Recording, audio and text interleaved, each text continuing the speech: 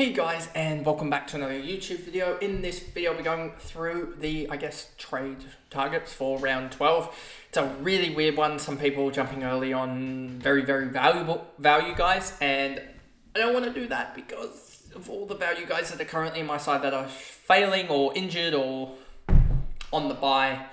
So I kind of want to get a top line guy, and I don't know whether, if Meek's out, I kind of need Ruckman.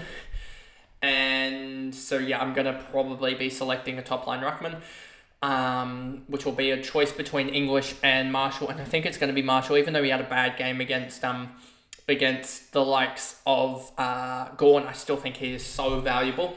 So I think I'll probably go there, but it's awkward times. But anyway, before we jump into this video, remember to like and subscribe, turn the notification bell on so you know when I upload, and let's get into this video. And before I get start talking, I just want to preface that this is recorded on Wednesday at 12:11 p.m. It's going to be released at 2 p.m. So by then, don't be surprised, and this has happened a lot with a lot of us content creators. I know JD and some other guys, and even some other content creators with Pommy and stuff like that, with their mid-season draft content.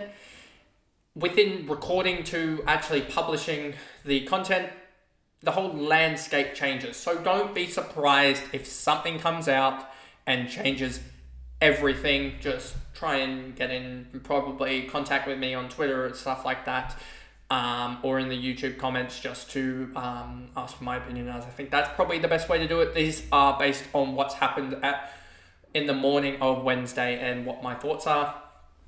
So just want to preface that, as it has changed dramatically in the last 48 hours, I would say, especially the Collingwood midfield. That whole their job security and stuff like that has just been wiped. It's gone from being wiped off to basically a lot of those guys clean, those rookies. McAuliffe, we talked about the cash cows, whatever I call it now, cash cows, I believe. I think he's a perfect trade in. Job security strong, etc., and he's putting up 60s. So that's good. Joel Frazier, I think he's also a really good trade-in as well for those people. I know I'm covering rookies, but I think this is a good time to cover rookies more so as well, just because of the chaos that we're having, and it's the bye rounds, and I sort of went quickly in my cash cows. But Joel Frazier, same reasoning. Harvey Harrison, same reasoning. I don't know what his exact role is going to be, but I know he's going to be playing, so yeah, if he doesn't play, which could happen, but I'd give it like a 1% chance, then I'm utterly shocked if he doesn't play. Put it that way. So I think he even gets a good role, but there's also a chance that he just plays as a small forward. Will Day, I think this is too much of a value jump. I know he's played all right in the last 2 games, but I am just so worried that this is awfully similar to Oliver, and he's played 2 good games, 2 bad games, and a middling game, and that's why he's averaging 80. I'm just worried that he has Adelaide, GWS, Richmond. I would pick him up post-bye, honestly, if he continues the form, as that would be when I would pick him up, given that he's got West Coast, Geelong, Fremantle, 3 sides that I think he can score against. Collingwood probably have their midfield back by then. Then he's got Adelaide, GWS, Carlton, Richmond, and North to end the season. Jordan Ridley, I think this is jumping on and trying to get points for last week, which he cannot get.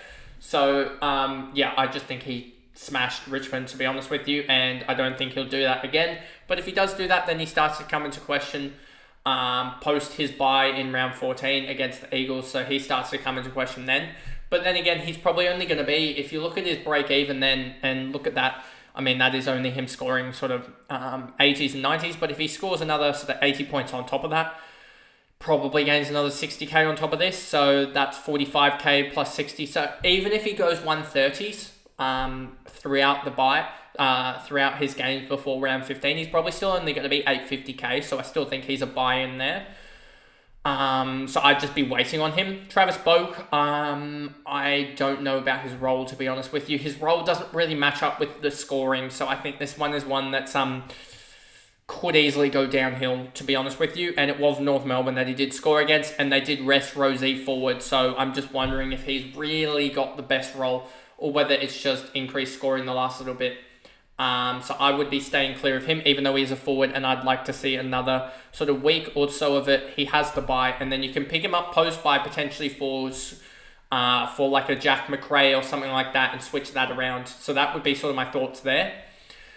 Especially because he's got 1 week then the bye, and then you can pick him up Richards out injured, so get rid of him. Sexton, I think with Will Powell coming back, I believe round 15 or 16, I would be staying clear of Sexton because even though he's been playing all right, he did score an 81 without Flanders. So I'm just wondering if he's actually going to be scoring well enough when Flanders is back into the side. So yeah, I'm just a little bit worried with him.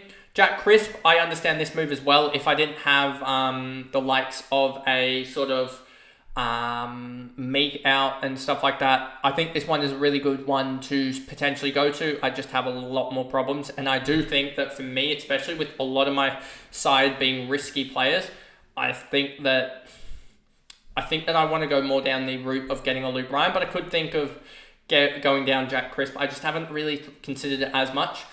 But I do actually think this is an alright selection as he started to go into the midfield and is really, the role change has caused the scoring, whereas a lot of these other guys, it's just a blip, whereas I think this is a definite role change leading to scoring.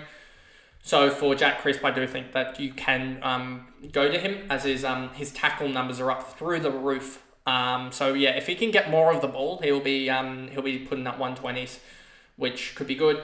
Chris Salem, no kickouts, no CBAs.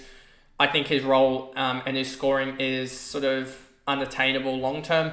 Scored a 93 last week with 25 touches and scored a 133 with 32 touches, had 14 marks. So no one's going to consistently take 14 marks. We saw this with, I forgot who it was earlier on in the season. We saw they were taking marks, and then they just fell off. So yeah, I just wouldn't be... I'm too worried about Salem going, well, one, he's already had an injury. Two, he's had games where, look at this game, a 10-mark game followed by a 52. So yeah, I'm just too worried about Salem to even touch him.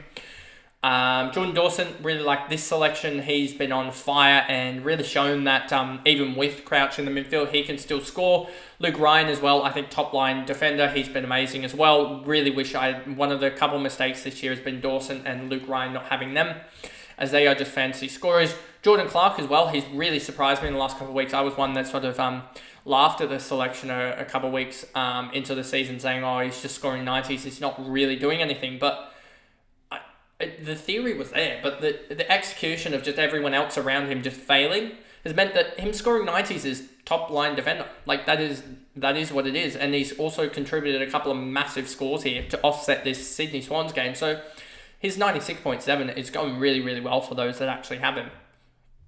Holmes as well has really picked up the pace as well, and I think that is also a really good selection for those people that have him. I like the Jordan Clark selection as well, just because of the bye as well, having that 13 bye when you're going to have most of your rookies playing and only really Hayden Young, Jordan Clark, Luke Ryan, Butters, no one really has Rosie. Boak, if some people grab on him, but like, and also like a Sarong or a Brayshaw. So most people still have the 4 or 5 premiums from those two sides, but you're going to have like no rookies. Maybe you're going to have Sharp, but like you're going to have barely any rookies that are off. So you're going to be able to cover their scores, I think, more effectively. So having guys off in that round could be actually better. And then we sort of get to a lot of rookies. Zach Merritt, I think he's scoring more goals, which is good, but his role seems to be on and off week in, week, like a couple of weeks on, a couple of weeks off. So I'm just a little bit worried about his role going forward, and whether you can just get a guy that's going to go 120 each and like 110 each and every week. I know that he is doing 110 each and every week so far, but if you look at his last 5, I think his average is about 105. Yeah, 101 the last 5, 91 the last 3. Is that really someone that you want to be picking up? Rowan Marshall, I think, just had a blip and has now got West Coast, even though Max Gawn had a blip against West Coast. I just don't see Rowan Marshall having a blip. So yeah, we'll see. I think he's probably the one that I have to go to just because of Meek. But anyway, it's just been a horrific week for fantasy, I guess. Hine, Charlie Dean, Stanley Green, Caleb Sarong, understand this as well, like talking with the Clark and the Ryan, etc. I understand these people getting round 13 guys in.